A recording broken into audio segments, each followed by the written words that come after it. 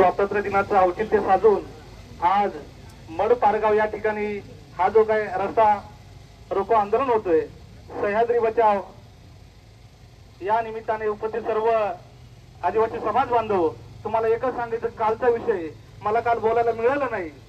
आमदार साहेब आले, त्यांनी सांगितलं की पेशाचं आम्ही पालन करतो. पण साहेब, तुम्ही ज्यावेळेस आमच्या गावात आले, आम्ही काही नक्षलवादी नाही, तुम्ही पोलिसांचा फौज फाटा घेऊन आमच्या गावात येत आहे. मग याचा अर्थ काय? आम्ही आज आमच्या जमिनी जाते, आज आम्हाला जमिनी जातो, आज आम्ही उपाशी होणार आहे, भूमिहीन होणार आहे. मग साहेब, जर तुम्ही आमच्यासाठी जर पोलीस ताफा घेऊन येत असाल तर हे चुकीचं साहेब.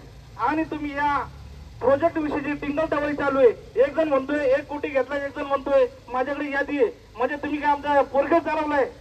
आज आमच्या समाजावरती वेळ आली साहेब. तुम्ही सर्वांनी, जसं तुम्ही रेल्वेसाठी एकत्र येत आहे, तर तुम्ही या प्रोजेक्टसाठी कसा रद्द होईल यासाठी तुम्ही एकत्र या. का फक्त आदिवासी समाज फक्त मतासाठी पाहिजे तुम्हाला? याच्यामध्ये तुम्ही दुखावून घेता. एक जण म्हणतो माझा, एक जण म्हणतो माझा. साहेब, तुम्हाला सर्व राजकीय पुढाऱ्यांना माझी विनंती आहे की तुम्ही या प्रोजेक्ट कसा रद्द होईल याच्यासाठी एकत्र या. सर्व तुम्ही या ठिकाणी आला, तुम्हाला सर्वांचं मी घाटगर ग्रामस्थांच्या वतीने आभार मानतो आणि अहवाल अनेक तुम्ही बाईट पाहिले असतील, आम्ही दिलेले आहेत त्याच्यावर, त्यांचे अहवाल पण वाचलेले आहेत आम्ही. आणि काल पण ती चर्चा झाली, प्रदूषण मंडळाचे जे अधिकारी आले होते, सगळ्या आमदार साहेब आले होते, त्याच्यात पण चर्चा झाली की हे प्रकल्पांची गरज नाही आज आपल्या भागामध्ये. तुम्हाला माहिती असेल की आपल्या सर्व जो पर्यावरणीय दृष्ट्या नटलेला भाग आहे आणि त्याच्यामुळे आपली शिवरायांची जन्मभूमी आहे खरं तर. आणि त्या शिवरायांच्या जन्मभूमीमध्ये असे जर प्रोजेक्ट आणून पाहत असेल, खरं म्हणजे हा अदानी एक प्रकारचा समजा खाजगी उद्योगपती आहे, परंतु इथल्या आपण ज्यांना निवडून दिले ना, त्या सरकारने हे प्रकल्प आपल्यावर लादलेले आहेत. त्याच्यामुळे पहिला सरकारचा पण या ठिकाणी आपण निषेध करणार आहे. दुसरी गोष्ट मी सांगू शकतो की हा आंदोलनाचा दुसरा तिसरा टप्पा असेल. पहिल्यांदा आपण त्यांना पत्र दिलं, नंतर त्यांच्या मीटिंग घेतल्या, वेगवेगळ्या टप्प्यावर आपण आंदोलन करतोय. आपल्या भागात असे 2 प्रोजेक्ट आहेत. एक म्हणजे थोरांडे आणि आडोशीचा प्रोजेक्ट जो अदानीच्या कंपनीचा आहे, आणि दुसरा आहे खुबीच्या येथे जो TSDC कंपनीचा आहे, ती सरकारचीच कंपनी आहे. आणि ती सरकारची कंपनी तिथे सगळ्या जागा आज खरेदी करून पाहते. तुम्हाला माहिती असेल का, खुबी वासियांना किंवा सांगनोरीच्या परिसरात सगळ्यांना माहिती आहे की आपल्या कोकडी प्रकल्पाच्या आपल्या अंतर्गत जागा खरेदी केल्या आणि त्या जागा आता परत येत नाहीये, त्या रिकाम्या आहेत 30-30 वर्ष.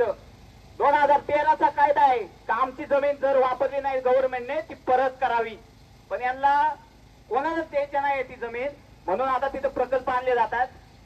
410 हेक्टर वरती हा जवळपास प्रकल्प आहे इथला, आणि त्याच्यामध्ये सर्व गावे बाधित होणार आहेत. केवळ आदिवासी बाधित होणार आहेत का? बिलकुल नाही. तुम्हाला सांगतो, या दोन्ही धरणाचं पाणी उन्हाळ्यात आपल्या नद्या वाहतात का? उन्हाळ्यात 4 महिना नद्या बंद असतात आपल्या, आणि त्यावेळेस या दोन्ही धरणांचं पाणी वापरतील. म्हणून त्यांनी हातवीज पासून तर अगदी इथपर्यंत दिलेलं आहे, म्हणजे त्यांना सगळ्या धरणांचं पाणी वापरायचंय. त्याच्यामुळे सगळ्यांचा प्रश्न निर्माण होणार आहे हा. त्याच्यामुळे याच्यामध्ये केवळ एखादाच विशिष्ट समूह उतरून भाग पडणार नाही. आपल्याला सर्व समूहाची लोक, आपल्या जुन्नर वासियांना, आपल्या शिवजन्मभूमीतल्या लोकांना उतरायला लागेल. दुसरा टप्पा सांगतो की आपल्याला आंदोलन हे अत्यंत शांतप्रिय पद्धतीने करायचंय, कारण आपल्याला तुम्हाला माहिती असेल का हे दुसरं आंदोलन आहे, एकदम शांतप्रिय पद्धतीने असेल, त्यांच्या सगळ्या कायद्यांना धरून असेल. आपण कायद्यांना धरूनच लढाई करणार आहेत. दुसरी गोष्ट म्हणजे 17 तारखेला जे आंदोलन आहे ते त्यांच्या दारात आहे. ज्यांनी अहवाल तयार केला ना प्रदूषण मंडळाचा, त्यांच्या दारात आहे त्या दिवशीचं आंदोलन. त्याच्यामुळे लक्षात ठेवा की आपल्याला हे आंदोलन शांतप्रिय पद्धतीने करायचंय.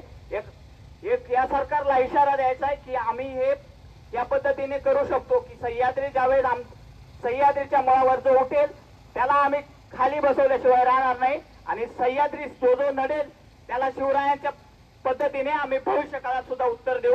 एवढंच बोलतो आणि थांबतो. तमाम सगळ्या सह्याद्री प्रेमींचा आणि सगळ्या सह्याद्री वासियांचं स्वागत करतो. थांबतो. धन्यवाद.